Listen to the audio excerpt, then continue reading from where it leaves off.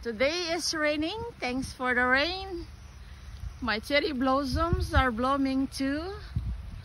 Oh, nakauwi pa ako bago yung mga bulaklak nila. So it's beautiful in my own backyard. Ayan siya guys. Beautiful cherry blossoms here in Baker's yard. Ayan. So beautiful and lovely indeed. Ayan siya guys. Umuulan dito since last night. Ang ganda ng bulaklak. Ang ganda ng bulaklak. Ayan.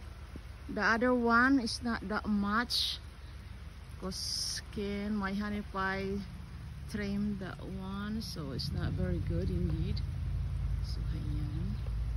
Only this one is doing good and great for their lovely blooms. Thanks for watching. Love Nancy. Like and share for more. Sending hugs to you wherever you are. Bye.